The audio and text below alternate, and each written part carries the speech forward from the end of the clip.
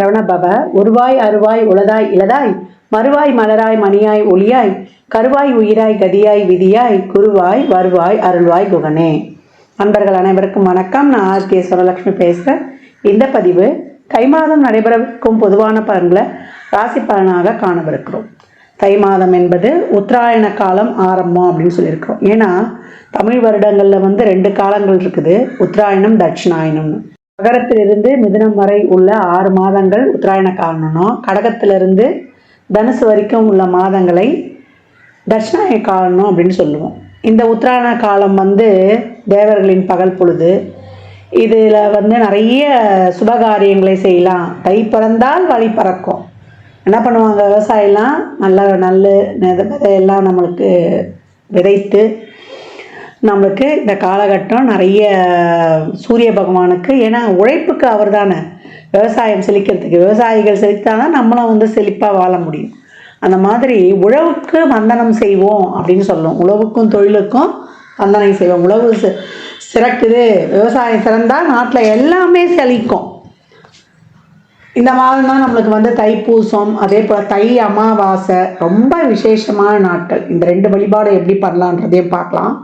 ஏன்னா 3 அமாவாசையில் ஆடி அமாவாசை, தை அமாவாசை, மகாலய அமாவாசை. மாதம் நம்ம அமாவாசை முன்னோர்கள் நீத்தார் கடமையை செய்யல, முன்னோர்களை வழங்கலனாலும் இந்த நாட்களில் வழங்குவது நம்மளுக்கு அதிகப்படியான நன்மையை தரும் அப்படின்னு இருக்காங்க. இந்த மாதம் கோள்களின் கோச்சார நிலையை பார்த்துட்டு மற்ற அனைத்து பலன்களையும் மேஷம் முதல் மீனம் வரை எளிமையான பலன்களையும் நம்ம பரிகாரம் சொல்கிறத விட வழிபாடு, இந்த பிரார்த்தனைகளை எப்படி பண்ணலாம் என்பதை அருமையாக காணலாம். இந்த மாதம் காணப்படும் கிரகநிலைகள்னு பார்த்தீங்கன்னா, மேஷத்தில் குரு பகவான் வக்ர நிலையில், கடகத்தில் செவ்வாய் அவரும் வக்ர நிலையில் இருக்கிறாரு. நம்ம கன்னியில் கேது பகவான், தனுசில் புதன் பகவான், மகரத்தில் சூரியன் பகவான், கும்பத்தில் சனி சுக்கிரன், நமக்கு மீனத்தில் ராகு பகவான். இந்த மாதம் புதன் தை 11ஆம் தேதி அவர் மகரத்துக்கு போவார். அவரே 29ஆம் தேதி நமக்கு கும்பத்திற்கு போயிடுவார். சுக்கிரன் தை 15ஆம் தேதி மீனத்திற்கு சென்று உச்சமடைகிறார். இந்த மாதம் தை 22 குரு வக்ர நிவர்த்தி அடைகிறார்.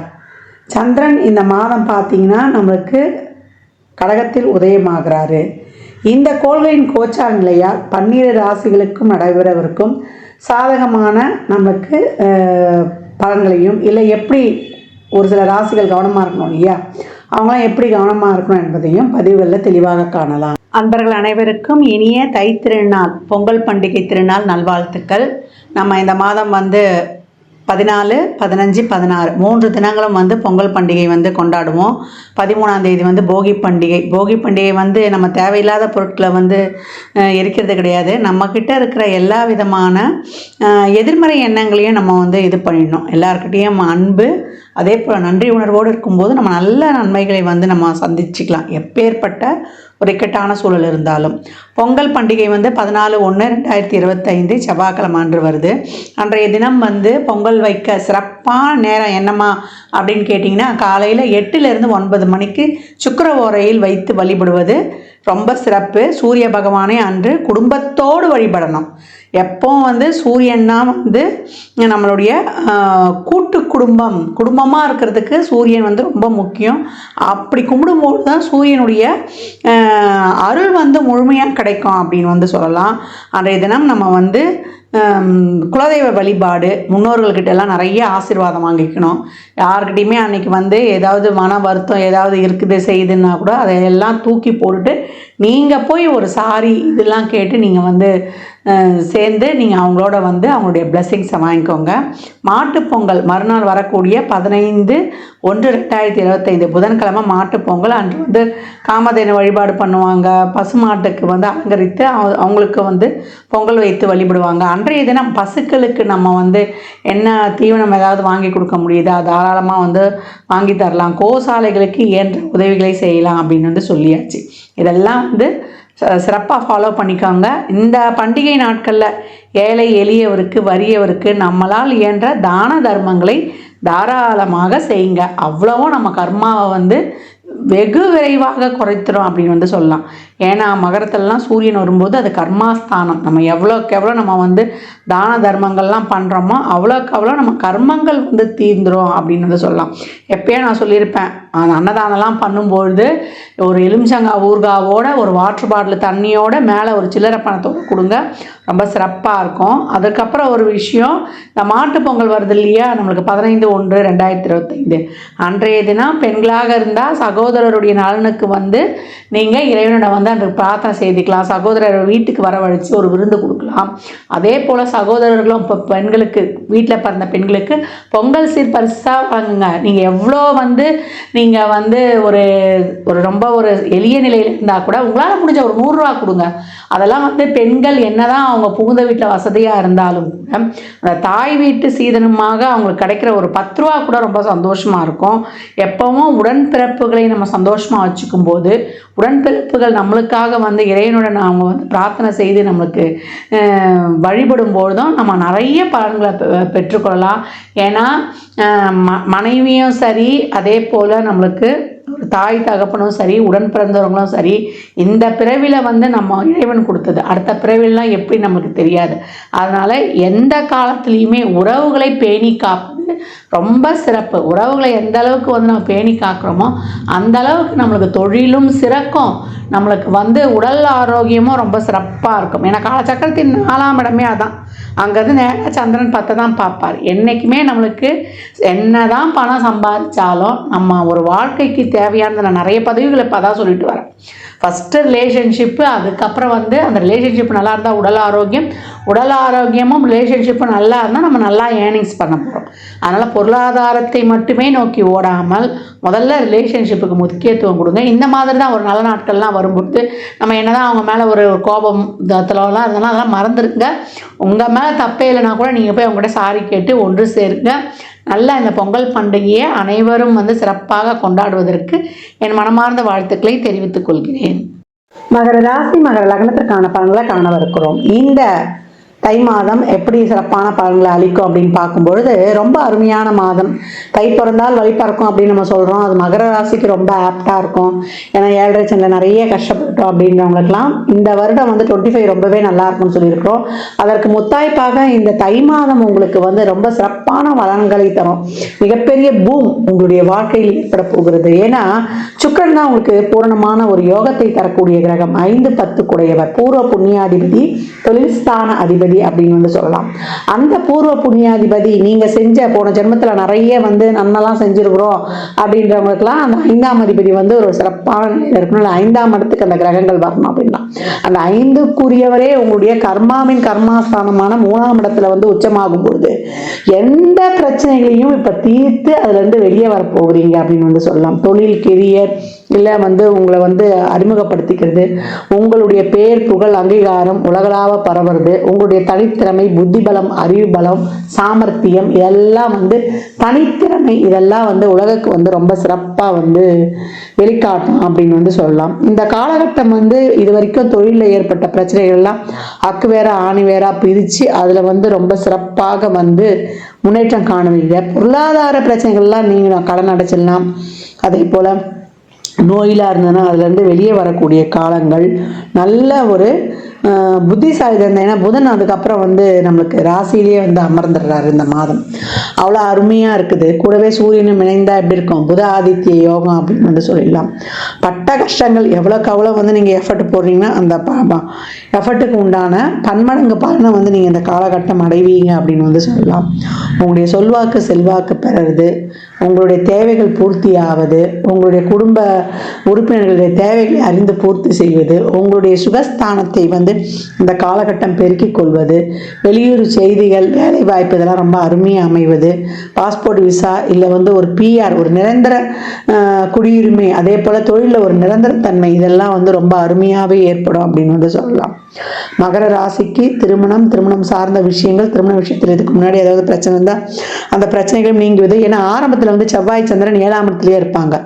அப்போ மனதுக்கு விரும்பிய கருத்துறோம் அம்மா வழியில் முடிஞ்சுது அப்படின்னு சொல்லி கூடிய ஒரு தூரத்தை சொந்தமா அப்படி முடிஞ்சுதுன்னு சொல்லக்கூடிய ஒரு செய்தி தாய் வழி சொத்துக்கள் இதெல்லாம் வந்து ரொம்ப சிறப்பாக கிடைக்கும் அப்படின்னு வந்து சொல்லலாம். தாயால் அனுகூலம்.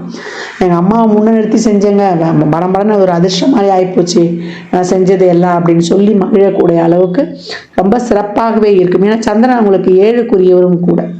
எவ்வளோக்கு எவ்வளோ தாய்கிட்ட வந்து நிறைய அவங்க சொல்கிறதே அதான், எங்கள் அம்மா மாதிரி எனக்கு ஒய்ஃப் வேணும் அப்படின்வாங்க. அந்த போல் இந்த தாய் மாதிரி அவங்க ஒய்ஃபை பார்த்துக்கிட்டாங்கன்னா அந்த ஒய்ஃபை வந்து இவங்க வந்து முன்னிட்டு நிறுத்துவாங்க. அவங்களுக்கு ஒரு கோட்டை மாதிரி ஒரு பாதுகாப்பை கொடுத்துருவாங்க இந்த மகரம் மட்டும். அவங்கள புரிஞ்சுக்கிட்டு அவங்க தொழிலுக்கு அவங்களுக்கு ஃபுல் சப்போர்ட்டாக இருந்துட்டாங்கன்னா அவங்களுடைய வாழ்க்கையில் அவங்களுடைய முன்னேற்றத்திற்கு இவங்க எல்லா வழிகாட்டுதெல்லாம் சொல்லிடுவாங்க. இவங்க வழிகாட்டினாங்கன்னா ரொம்ப நல்லா இருக்கும். இவங்களை பேட்டர்ன் மேக்கர்ஸ் நான் ஏற்கனவே சொல்லியிருப்பேன்.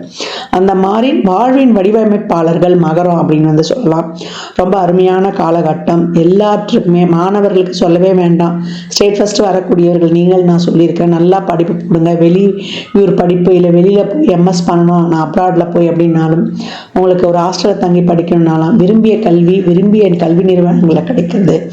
நீட்டு நாட்டா இதெல்லாம் என்ட்ரன்ஸ் எக்ஸாம்லாம் ரொம்ப சிறப்பாக வந்து நல்ல ஒரு மெரிட்டில் ஒரு ஸ்காலர்ஷிப் கிடச்சி நீங்கள் கல்வியை கற்றுக்கொள்வது, இல்லை ஆராய்ச்சி கல்வியிலிருந்து அனைத்து விதமான மேல் கல்விக்கும் நீங்கள் போகக்கூடிய தொழில்முறை கல்விக்கும் எல்லாமே ரொம்ப சிறப்பாக இருக்கும். ஒரு காம்படிட்டிவ் எக்ஸாமாக இருந்தாலும் அரசு துறை சம்மந்தப்பட்ட தேர்வாக இருந்தாலும் ரொம்ப சிறப்பாக இருக்கும். திடீர்னு யாராவது ஒருத்தர் முகம் தெரியாமல் வருவாங்க, அவங்க வந்து உங்களுக்கு உதவி பண்ணுவாங்க. அது உங்கள் வாழ்க்கையில் வந்து ஒரு பெரிய ஒரு வாழ்க்கையில் பிடிப்பு வந்துருச்சுமா அப்படின்வீங்க.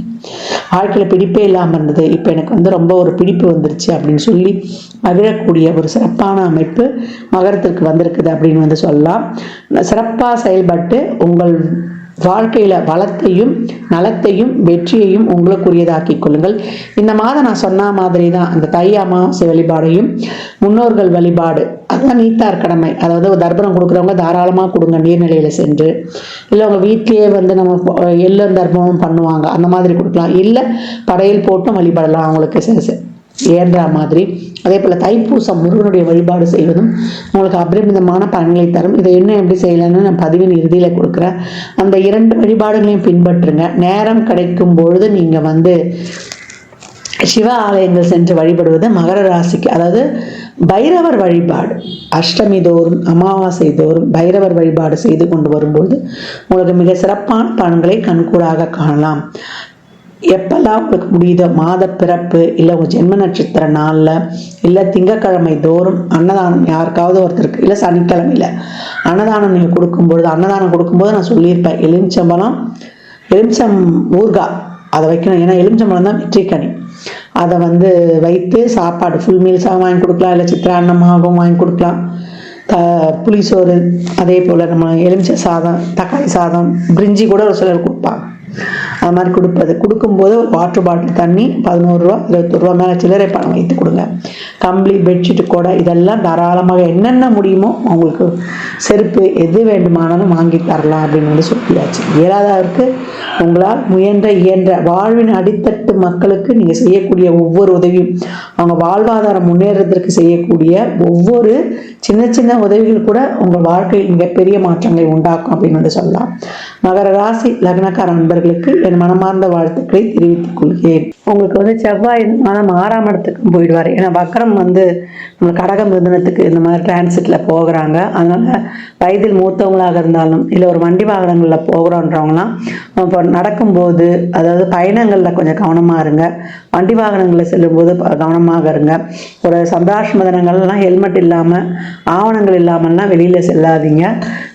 அதனால் வந்து உங்களுக்கு பாதிப்புகளும் ஏற்படும் என்பதையும் இங்கே வந்து நீங்கள் கவனத்தோடு எடுத்துக்கணும் அப்படின்னு வந்து சொல்லியாச்சு. உடல் ஆரோக்கியம் வந்து மேம்படும். அதை தாண்டி கொஞ்சம் தசாபுதினம் ஒரு சிலருக்கு ஒரு சனிதசையோ ராகுதசையோ கேதசையோ போது புத்தினாலும் ஒரு சில உடல்நிலை குறைபாடுகள்லையும் நமக்கு கை வைக்கக்கூடிய வாய்ப்பு இருக்குது. இருதய சம்மந்தப்பட்ட தொந்தரவு, சளி பிரச்சனை, அதே போல் ஒரு யூரினரி ட்ராக் சம்மந்தப்பட்ட பிரச்சனைகள், அதே நமக்கு பெண்களாக இருந்தால் ஒரு கர்ப்பப்பை சம்பந்தமான, ஆண்களாக இருந்தால் ஒரு பிறப்பு உறுப்புன்னு சொல்லிட்டோம், ஒரு ஹைட்ரோசல் சம்மந்தப்பட்ட பிரச்சனை இதெல்லாம் ஏற்படக்கூடிய வாய்ப்பும் இருக்குது. அதனால் உடல் ஆரோக்கியத்திலும் கொஞ்சம் தசாபுத்தி சிறப்பில்லாதவர்கள் அண்டர்லைன் பண்ணிக்கணும். மற்றபடி நல்லா கிரகநிலைகளும் அமைப்பார்ந்து உங்களுக்கு நல்ல தசாபுதிகளும் செல்லும் பொழுது ஆப்டான மாதம் மகரத்திற்கு மலர்மலர்ச்சியை நோக்கி நான் ஏற்கனவே சொல்லியிருப்பேன். அதை 200% உங்களுக்கு சிறப்பாக பொருந்தும். மாதம் வழிபட வேண்டிய 3 எளிய வழிபாடுகள் என்னன்னு கேட்டிங்கன்னா, தை அமாவாசை, ரத சப்தமி, நம்மளுக்கு தைப்பூசம். இந்த 3 வழிபாடுகளையும் எளிமையாக பின்பற்றி வரக்கூடிய நாட்களில் சிறப்பான பலன்களை பெற்றுடலாம். தை அமாவாசை எப்போ வருதுன்னா, தை 16 29/1/2025 புதன்கிழமை அன்று தை அமாவாசை அன்றைக்கு நீத்தார் கடமை, பித்ருளுக்கான தர்ப்பண காரியம், புண்ணிய நதிகளில் இல்லை நீர்நிலைகளுக்கு அருகில் அந்த தர்ப்பணங்களை தாராளமாக கொடுத்துருங்க. ஒரு சில வீட்டில் எள்ளிருந்து தண்ணீரை இறைப்பாங்க, இல்லை வசதி இருந்ததுன்னா ஐயரை கூப்பிட்டு வச்சு கூட செய்யலாம். அவங்கவுங்க சௌகரியத்தை பொறுத்து.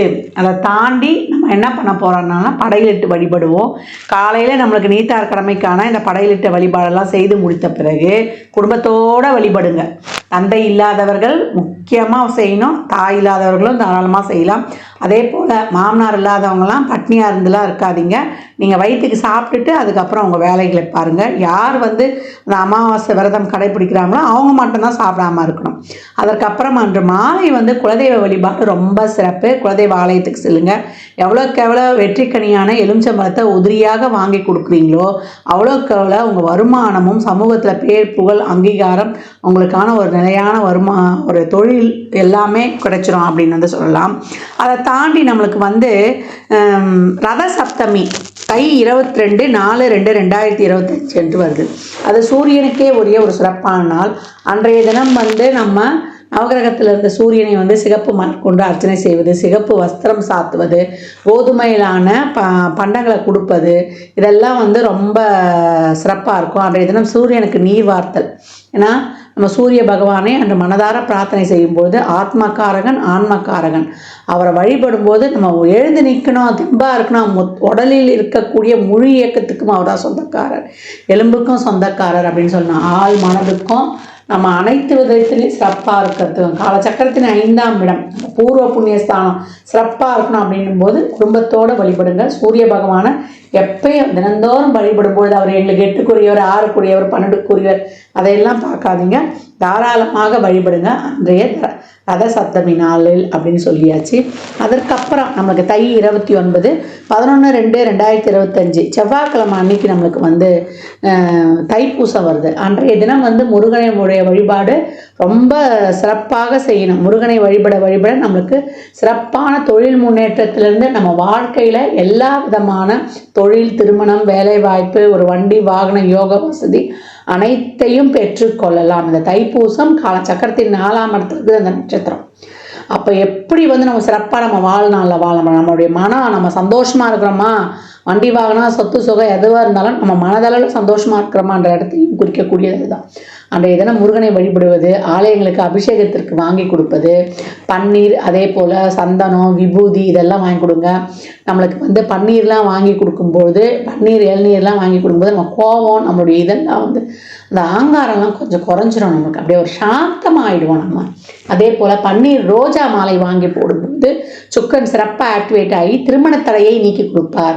செல்வ செழிப்பாக இருக்கணுமா அப்படின்றவங்கெல்லாம் சந்தனத்தை அபிஷேகத்துக்கு வாங்கி கொடுங்க.